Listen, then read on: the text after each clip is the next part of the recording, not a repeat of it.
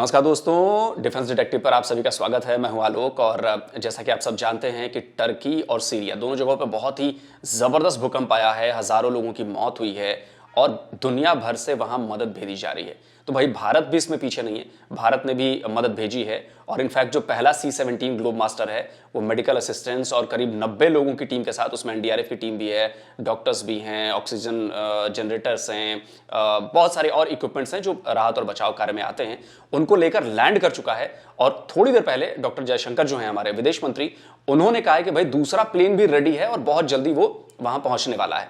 तो कुल मिलाकर टर्की से हमारे संबंध हम सबको पता है कि कैसे हैं, लेकिन इसके बावजूद भी चूंकि त्रासदी है, मानवीय त्रासदी की घटना हुई है, तो इसमें मदद करना बनता है। अब इसी पर बात करने के लिए मेरे साथ जो हैं वो रोहित शर्मा हैं। रोहित को आप सब जानते हैं और इनका यूट्यूब चैनल है, इनका भी लिंक मैं आपको डिस्क्रिप्शन में दे दूंगा, आप जाइए। रोहित बहुत अच्छी बातें करते हैं, फैक्चुअली बातें करते हैं और सही जानकारी देते हैं। तो रोहित, बहुत बहुत स्वागत है आपका डिफेंस डिटेक्टिव पर। ओह, थैंक्स अ लॉट लोग, कैसे हैं आप? एकदम काफी दिन बढ़िया बाद रोहित। आपके चैनल पर आना हुआ। और जी जी वैसे जी भी जी जी। वैसे भी बहुत अ, सारी चीजें, बहुत डेवलपमेंट्स हैं। ये जो खबर आपने जी। ली ना, बड़ी अच्छी खबर हम्म। ली यार। इस खबर में ट्रेजेडी तो है, लेकिन एक कंट्री का एक्सपोजर भी है, एक कंट्री एक्सपोज भी हो रहा है। क्यों एक्सपोज हो रहा है? वो कंट्री जो कि मुस्लिम उम्मा की कस्में खाया करता था, एक मुस्लिम कंट्री में इतनी बड़ी ट्रेजेडी है। अभी तक 4,600 के आसपास लोग डेड डेड बताए गए हैं। 4,600 डेड तब बताए गए हैं जब एक पूरे शहर में अब तक एड या मेडिकल रिलीफ नहीं पहुंचा है, जो सबसे ज्यादा, जिसमें सबसे ज्यादा बिल्डिंग्स गिरी दिख रही हैं हमें, ठीक है। और ये वो कैजुअलिटी है जो लोग निकाल लिए गए हैं। कितने रपल में दबे हमें नहीं पता, 15,000 कैजुअलिटीज हैं। इतनी बड़ी ट्रेजेडी के बाद भी इंडिया जो रिलीफ भेज रहा है, टर्की, उसको एयर स्पेस मना कर दी गई है पाकिस्तान की तरफ से। अब ये एक सोचने वाली बात है कि एक कंट्री जो पहले दिन से बोलता है कि कश्मीर मुसलमान है, हम उसके सगे हैं, कश्मीर में मुसलमानों पे जुल्म हो रहा है, हम तो मुसलमानों का रहनुमा है, मुस्लिम उम्मा हमारा है, वो कंट्री आज मुसलमान मर रहा है, उस मुसलमान के पास एड रिलीफ भेजने के लिए एयर स्पेस नहीं दे रहा। क्यों नहीं दे रहा? भाई, आप अभी कुछ दिन पहले एक बैलून गया था, अमेरिका के ऊपर से गुजरा था चाइना का, उसे शूट डाउन नहीं किया गया।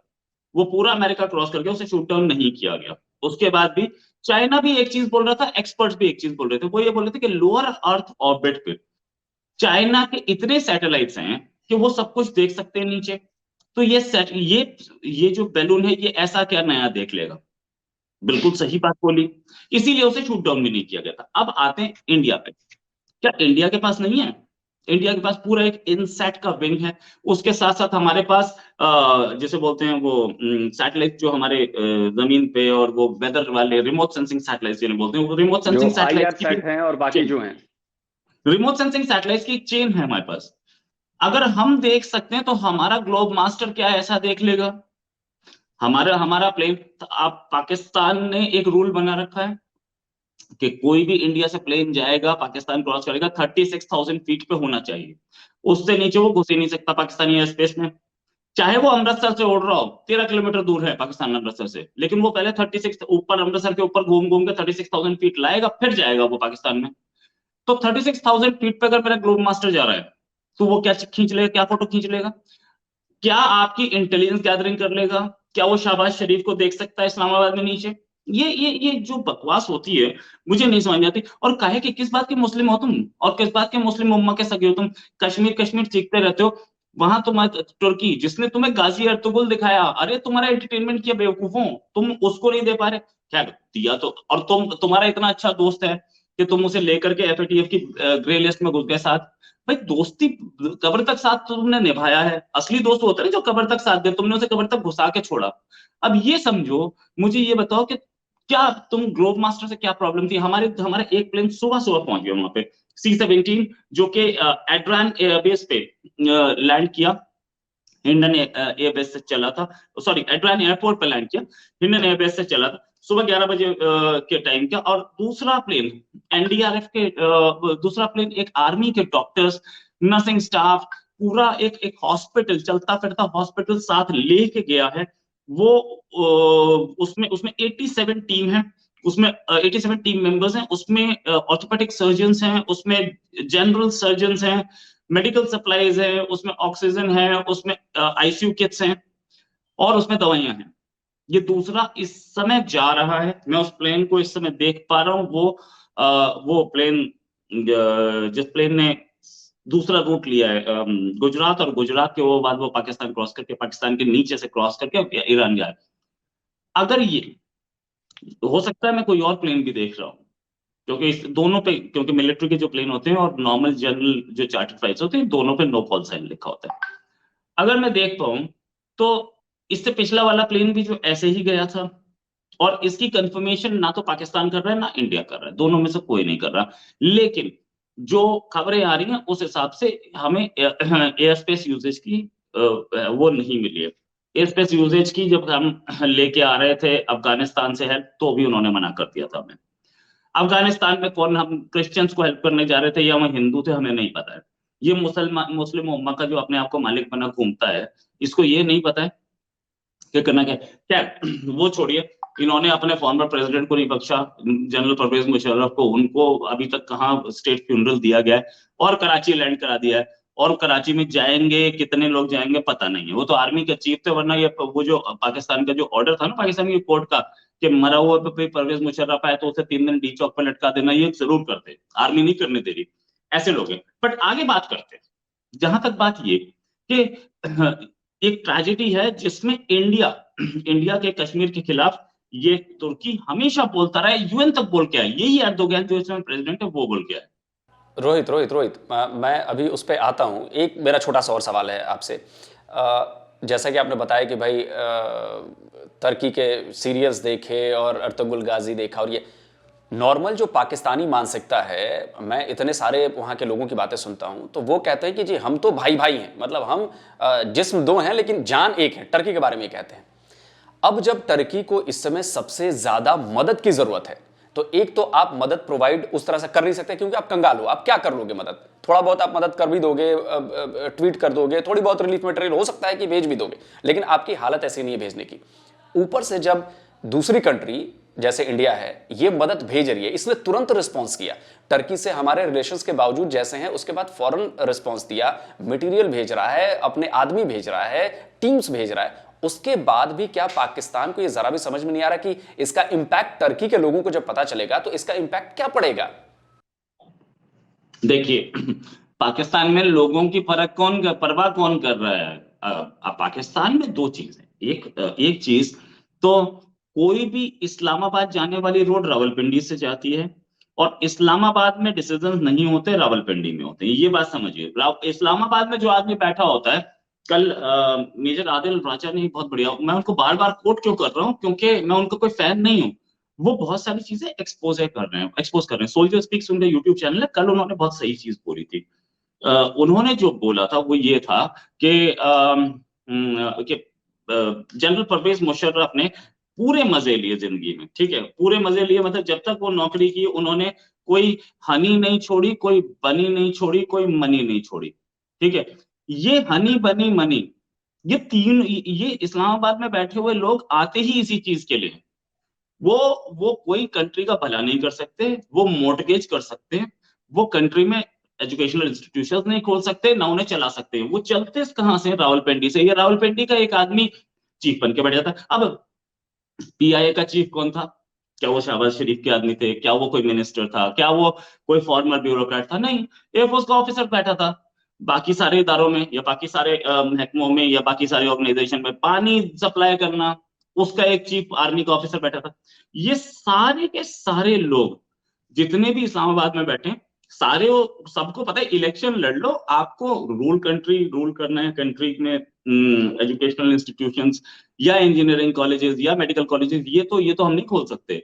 हम वहां बैठेंगे तो हनी बनी मनी के लिए। तो ये हनी बनी मनी वाला गेम है भाई, और कुछ नहीं है, सच ये है।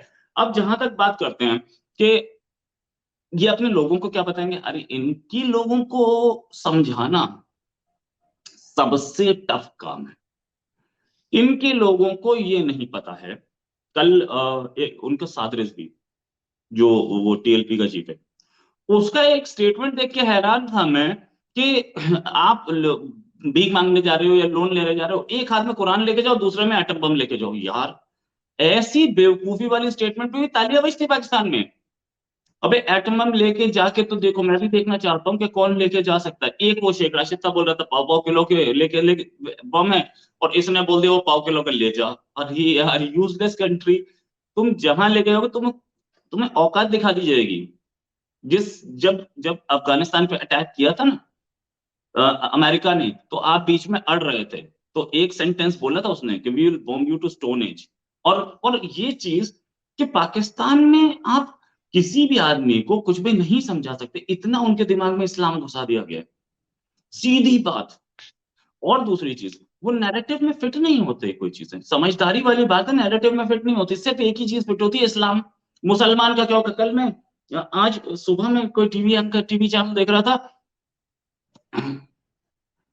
पाकिस्तान का, उसमें था कि टर्की में अर्थक्वेक आया और 5,000 मुसलमान मारे गए।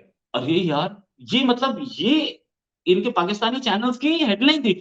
यार, जर्नलिस्ट का काम होता है पूरी दुनिया को बताना। 5,000 मुसलमान मारे गए या 5,000 आदमी मारे गए, इंसान मारे गए, इंसानियत इनके लिए कुछ नहीं है।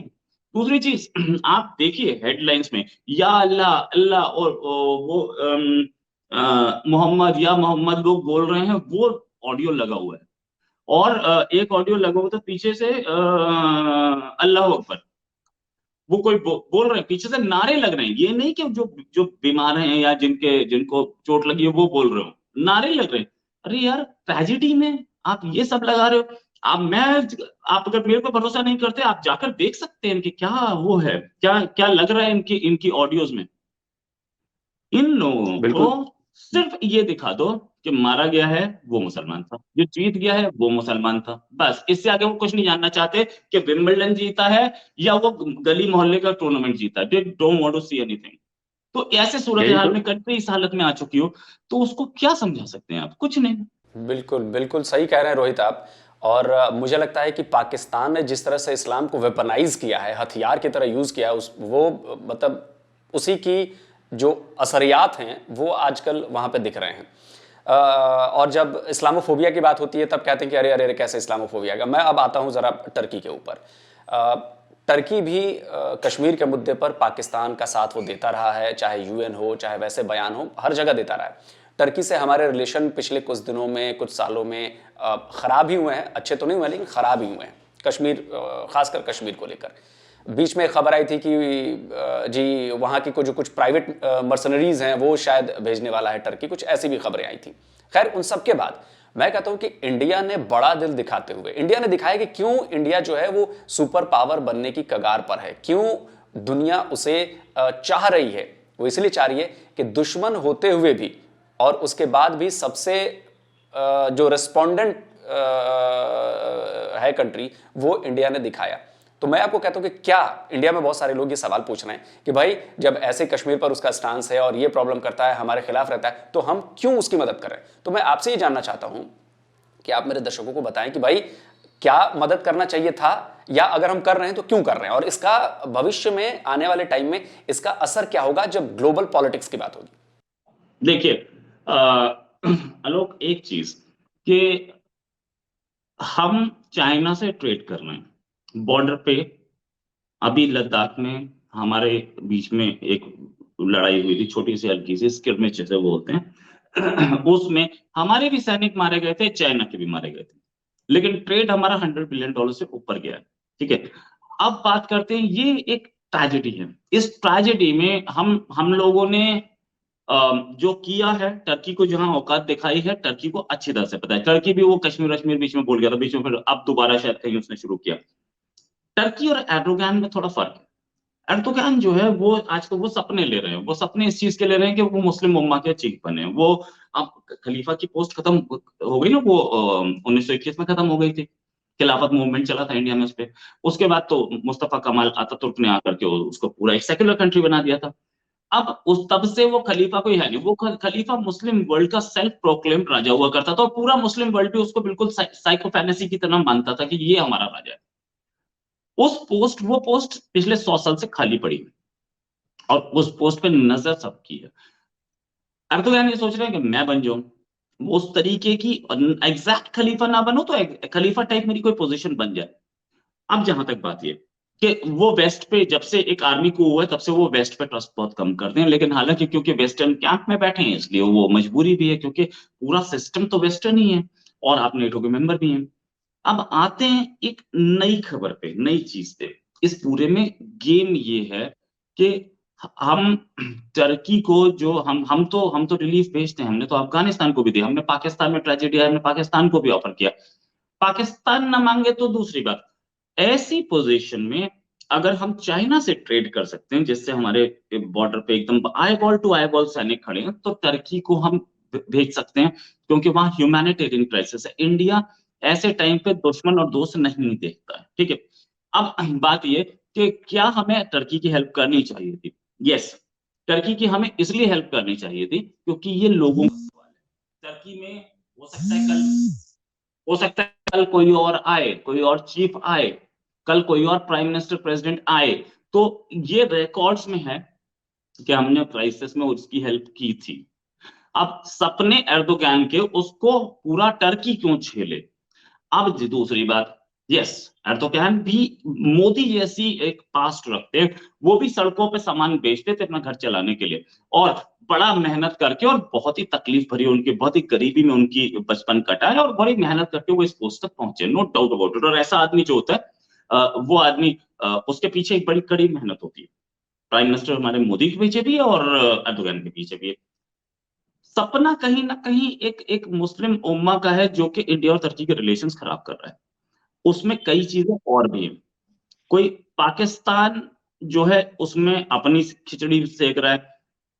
इसके साथ साथ अगर हम तुर्की को ऐसी पोजीशन में हेल्प कर रहे हैं तो हमारे कुछ इंटरनेशनल कमिटमेंट्स भी होते हैं, यूरोपियन यूनियन भी हमें देख रहा है और अमेरिका भी हमें देख रहा है। वो भी ये जान रहे हैं कि एक यूरोपियन कंट्री या यूरोपियन यूनियन का मेंबर तो वो नहीं है, लेकिन एक नेटो का कंट्री जब क्राइसिस में था तो इंडिया ने हेल्प की थी। हमारी एक इंटरनेशनल रेपुटेशन भी है, और हमारे हम एक अगर हम ग्लोबल साउथ की आवाज बन रहे हैं, और हमारे प्राइम मिनिस्टर और फॉरेन मिनिस्टर ये बोल रहे हैं कि वो छोटे छोटे कंट्रीज जिनकी आवाज कोई नहीं उठाता उनकी आवाज हम उठाएंगे, तो हमें तुर्की में जाकर के हेल्प करनी चाहिए। इसलिए हेल्प करनी चाहिए कि बाकी दूसरे 100 से ऊपर वाहिद कंट्रीज हमें देख रहे हैं कि यस, कभी उनके पास क्राइसिस आएगी तो हम हेल्प करेंगे। हमारी इस साल के बजट में निर्मला सीतारमन ने सार्क के लगभग सारे कंट्रीज के लिए कुछ ना कुछ दिया है। 200 करोड़ रुपए हमने अफगानिस्तान के लिए निकाले हैं, ऊपर से मलेशिया के, सॉरी, ऊपर से मालदीव के लिए भी है, श्रीलंका के लिए भी है, नेपाल के लिए भी, सबके लिए है। तो अगर इस बार का हमारा बजट $500 बिलियन का बजट है, अगर $500 बिलियन का बजट हम दे रहे हैं, कल ये अगले अगले 10 साल के अंदर अंदर हम इसको 1 ट्रिलियन से ऊपर देखेंगे, हो सकता है 2 ट्रिलियन पहुंच जाए, क्योंकि एक्सपोनेंशियली हमारा बजट बढ़ रहा है। अगर हम $500 बिलियन बजट पे आ गए और हम 1 ट्रिलियन $2 ट्रिलियन बजट की बात कर रहे हैं, $5 ट्रिलियन इकोनॉमी की बात कर रहे हैं, तो हमें ये काम करना है, और हमें हमें पूरी वर्ल्ड के साथ लेके चलना है, क्योंकि हमारा हम इससे पहले हमारे मेरे फॉरेन मिनिस्टर जयशंकर साहब ये बोल चुके हैं, जब उनसे क्वेश्चन पूछा गया था कि आप किस साइड हैं, आप न्यूट्रलिटी से नहीं चल सकते, तो उन्होंने बोला था कि मैं खुद में एक साइड हूं यार, मैं किसी के साइड को जाऊंगा? तो अगर हम खुद एक साइड है और हमारे साथ लोग हैं तो वी आर अ कैंप। अब हम ट्राइपोलर वर्ल्ड देख रहे हैं। Russia ironically has ceased to exist as a power. ये बात मैं क्यों बोल रहा हूं? बहुत सारे लोग इस बात को बोलने से डर रहे होंगे, मैं नहीं बोल डर रहा। अगर वो एक यूक्रेन जैसी छोटी पावर को नहीं हरा पाया, तो वो कौन सी वर्ल्ड की सुपर पावर है, उसकी वल्नरेबिलिटी दिख गई, ठीक है। अब आगे बात करें तो बाइपोलर वर्ल्ड हमें दिख रही है, हम ट्राइपोलर वर्ल्ड की ओर चल रहे हैं, तो तीसरा पोल इस पूरी उसका इंडिया ही है, और हमें ऐसे बिहेव करना चाहिए।